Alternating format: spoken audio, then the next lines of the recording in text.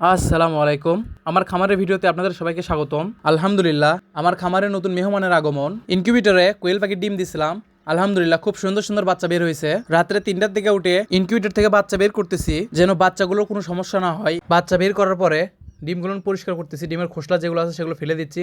তার পাশাপাশি ডিমগুলো খুব সুন্দরভাবে রাখতেছি, যেন কোনো সমস্যা না হয়। ইনকিউবেটর থেকে বাচ্চা বের করার পর ঠিক এই ঝামেলাটা প্রত্যেক মানুষেরই আমার জানা মতো। সব কয়টা বাচ্চায় দোলা লাগে যায়, একটার উপর আরেকটা উঠে মাঝে মধ্যে দুই একটা বাচ্চা মারাও যায়। তার জন্য বাচ্চাগুলো একটু পরপর সরাই দিচ্ছি, যাতে করে বাচ্চাগুলোর কোনো সমস্যায় না হয়। তো যাই হোক, সকালবেলা ঘুম থেকে উঠে দেখি কারেন্ট নেই, তো মনে করলাম 2-1 ঘন্টা পর আসবে। কত সুন্দর সুন্দর বাচ্চা, শুধু কারেন্ট না থাকায় এই 3টা বাচ্চা মারা গেল। তো কারেন্ট না থাকায় ইনকিউবেটর মেশিন নিয়ে যেয়ে খালামুন্নির বাসায় রাখছিলাম। তো তারপরেও এর ভিতরেই 3-4টা বাচ্চা মারা গেছে। বাচ্চাগুলো মেশিন থেকে বের করার পর যদি তাদেরকে 24 ঘন্টার ভিতরে কোনো কিছু নাও খাওয়াই, কিছু না হলেও তাদেরকে কারেন্টের হিট দিতে হবে। তো দেখতে দেখতে প্রায় 10 থেকে 12 ঘন্টা পরে কারেন্ট আসলো। আসার পরে বাচ্চাগুলো তো অনেক সুস্থ আছে। আলহামদুলিল্লাহ, আমাদের বুড়ার ঘর কমপ্লিট। এত পরিশ্রম, এত ঝামেলা, সব কিছু শেষে আমাদের বুড়ার কমপ্লিট। অবশেষে আলহামদুলিল্লাহ ভালো রেজাল্ট। আল্লাহ যা করে ভালোর জন্যই করে। দেখেন এত বাচ্চা আছে, কারেন্ট আসছিল না, তা আল্লাহর রহমতে অনেক বাচ্চা টিকে গেছে।